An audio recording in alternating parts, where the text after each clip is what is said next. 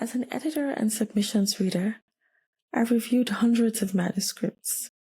And over the years, I've learned a few things about writing engaging stories.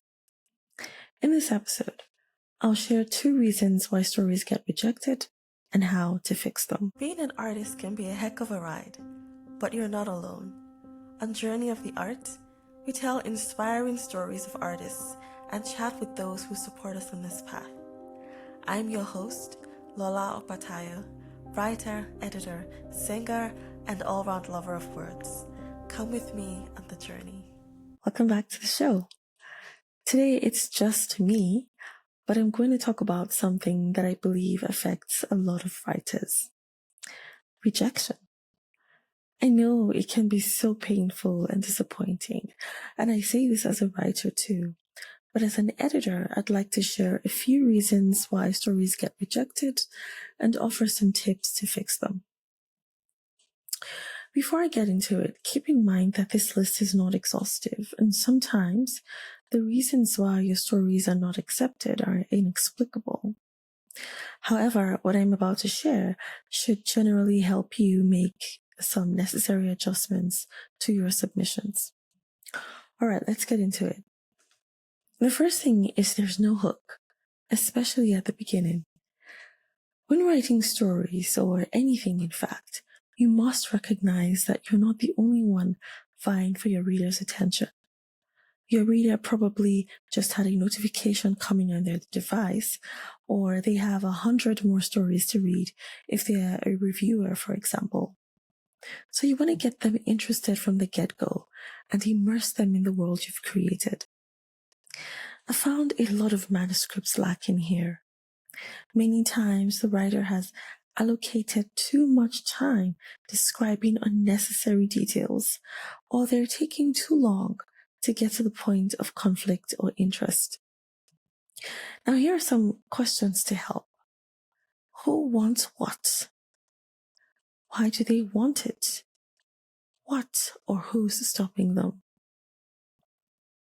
So what can you do if you've received this feedback that your stories don't have a hook or they're not engaging or compelling enough? One thing you can do is to create a hook in fiction writing is inspire curiosity. Here's an example from Samuel Kolawale's The Road to the Salt Sea. Quote, after fixing the tire, Abel God drove carefully through outlying streets in search of a guest house. The darkness did little to ease his anxiety. It would be harder to find him in the dark when faces were barely noticeable. He turned down a road lined by buildings. He located one tucked within a maze of tenement apartments. The walls were stained brown.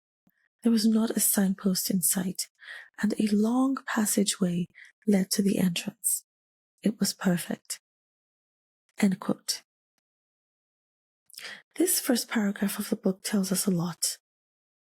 First, we read about the character's name, Abel God. That immediately strikes the reader as odd. When I first read this, I thought, who names their child Abel God? The writer effectively gives us a character we're interested in. So now I want to know, is this character a criminal? Why is he anxious? Why is he running? Who is he running from? In an earlier episode of the show, I chatted with Samuel Kolawale about the name Abel God, and we discussed his novel extensively. It's episode 1 of the show, and you can listen in on our conversation at your convenience. So back to the point. Inspire curiosity by making your character or characters interesting.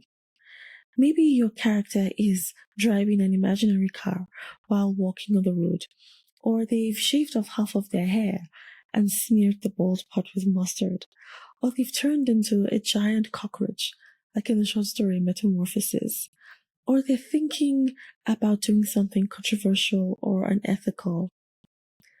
Ask yourself how you can use your character to present a strong hook.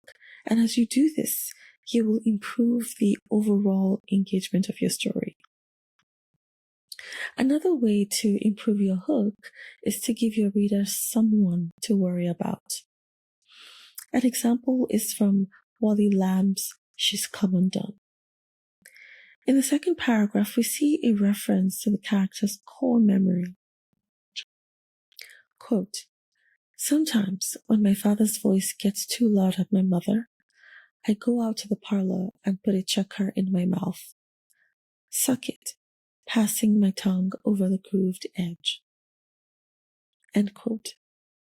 We see that the character, a young girl, has a history of unpleasantness that has wounded her, and this makes us feel empathy for the narrator.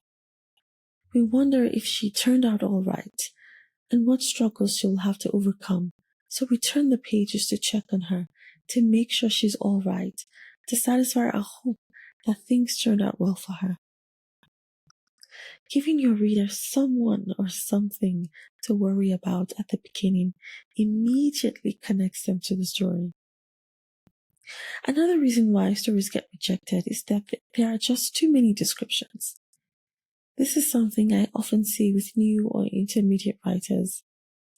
They spend so much time describing the characters and the fictional world that you're left wondering, what is the point of these descriptions? Where is the story? To explain this, I asked ChatGPT to create a story about a character who goes shopping but forgets her wallet at home. I asked it to write the story first, and then I asked it to give me another version with more details. Now here's what ChatGPT generated for the over-detailed version. Quote, "A crisp, refreshing breeze kissed Clara's cheeks as she stepped out of her cozy apartment, which was decorated with plants and photographs from her travels. She locked the door behind her and descended the creaky wooden stairs, each step echoing in the quiet morning air. She hummed her favorite tune, a melody from a song she often played on her old piano, as she made her way to the small, quaint grocery store just a few blocks away. The store's bell jingled softly as Clara pushed open the glass door and grabbed a slightly worn blue plastic basket. She wandered through the aisles, carefully selecting bright green spinach, plump red tomatoes, and a perfectly round loaf of crusty sourdough bread. She even treated herself to a bar of dark chocolate with sea salt, her absolute favorite indulgence. See, I can't even finish reading it because it would take up too much time. But if you're watching this on YouTube, you can see how long it is. Now listen to the first response ChatGPT generated. A cool breeze greeted Clara as she stepped out of her apartment, heading to the nearby store. She hummed a tune, enjoying the quiet morning. Arriving at the store, Clara grabbed a basket and filled it with fresh vegetables, a loaf of bread, and her favorite chocolate. At the checkout, she reached for her wallet and felt her heart sink. It wasn't there. Flustered, she apologized to the cashier and hurried back home. On her kitchen table, her wallet sat mockingly. Clara sighed, chuckled at her forgetfulness, and decided that today might just be a coffee at home kind of day. Pretty good, isn't it?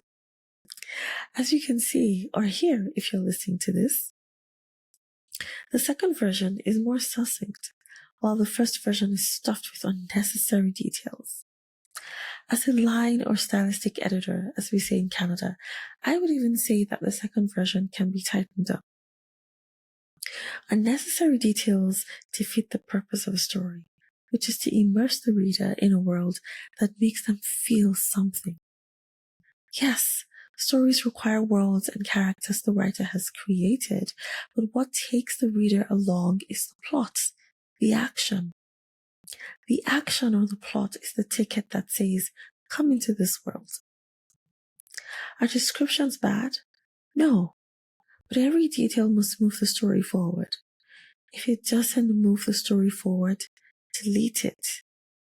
I know the descriptions increase the word count, but it'll be no good if your reader discards your story for a lack of interest.